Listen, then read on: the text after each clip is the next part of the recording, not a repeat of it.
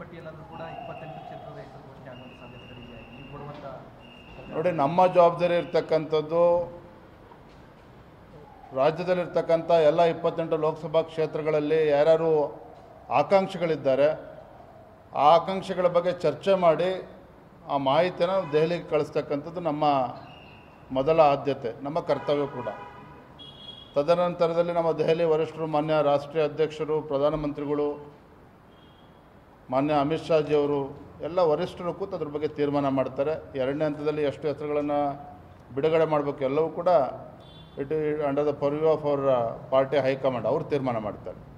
ಎಷ್ಟು ಹೆಸರುಗಳು ಅಂತ ನೀವೇನಾದರೂ ಎಲ್ಲದೂ ಕೂಡ ಚರ್ಚೆ ಆಗಿದೆ. ಎಲ್ಲ ಚರ್ಚೆ ಆದಂಥ ಹೆಸರುಗಳನ್ನು ನಾವು ದೆಹಲಿಗೆ ಕಳಿಸ್ಕೊಡ್ತೇವೆ.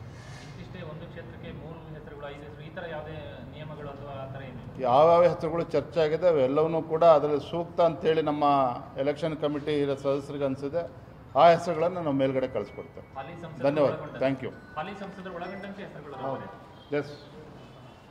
ಮೊದಲನೇ ಪಟ್ಟಿಯಲ್ಲಿ ಯಾವುದೇ ಹೆಸರುಗಳು ಘೋಷಣೆ ಆಗಿದೆ. ಈಗ ಎರಡನೇ ಪಟ್ಟಿಯಲ್ಲಾದರೂ ಕೂಡ 28 ಕ್ಷೇತ್ರದ ಹೆಸರು ಘೋಷಣೆ ಆಗುವಂಥ ಸಾಧ್ಯತೆಗಳಿದೆ. ನೀವು ಕೊಡುವಂಥ ನೋಡಿ, ನಮ್ಮ ಜವಾಬ್ದಾರಿ ಇರ್ತಕ್ಕಂಥದ್ದು ರಾಜ್ಯದಲ್ಲಿರ್ತಕ್ಕಂಥ ಎಲ್ಲ 28 ಲೋಕಸಭಾ ಕ್ಷೇತ್ರಗಳಲ್ಲಿ ಯಾರ್ಯಾರು ಆಕಾಂಕ್ಷಿಗಳಿದ್ದಾರೆ ಆ ಆಕಾಂಕ್ಷಿಗಳ ಬಗ್ಗೆ ಚರ್ಚೆ ಮಾಡಿ ಆ ಮಾಹಿತಿಯನ್ನು ದೆಹಲಿಗೆ ಕಳಿಸ್ತಕ್ಕಂಥದ್ದು ನಮ್ಮ ಮೊದಲ ಆದ್ಯತೆ, ನಮ್ಮ ಕರ್ತವ್ಯ ಕೂಡ.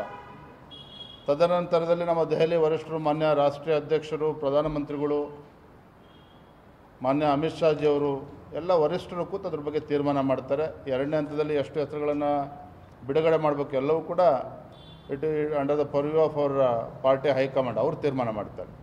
ಎಷ್ಟು ಹೆಸರುಗಳು ಅಂತ ನೀವೇನಾದರೂ ಎಲ್ಲದೂ ಕೂಡ ಚರ್ಚೆ ಆಗಿದೆ. ಎಲ್ಲ ಚರ್ಚೆ ಆದಂಥ ಹೆಸರುಗಳನ್ನು ನಾವು ದೆಹಲಿಗೆ ಕಳಿಸ್ಕೊಡ್ತೇವೆ. ಇಷ್ಟೇ ಒಂದು ಕ್ಷೇತ್ರಕ್ಕೆ 3 ಹೆಸರುಗಳು, 5 ಹೆಸರು, ಈ ಥರ ಯಾವುದೇ ನಿಯಮಗಳು ಅಥವಾ ಆ ಥರ ಏನಿಲ್ಲ? ಯಾವ್ಯಾವ ಹೆಸರುಗಳು ಚರ್ಚೆ ಆಗಿದೆ ಅವೆಲ್ಲವನ್ನೂ ಕೂಡ ಅದರಲ್ಲಿ ಸೂಕ್ತ ಅಂತೇಳಿ ನಮ್ಮ ಎಲೆಕ್ಷನ್ ಕಮಿಟಿ ಸದಸ್ಯರಿಗೆ ಅನಿಸಿದೆ, ಆ ಹೆಸರುಗಳನ್ನು ನಾವು ಮೇಲ್ಗಡೆ ಕಳಿಸ್ಕೊಡ್ತೇವೆ. ಧನ್ಯವಾದ. Thank you. ಹಾಲಿ ಸಂಸದರು ಒಳಗೊಂಡಂತೆ ಹೆಸರುಗಳು ಎಸ್.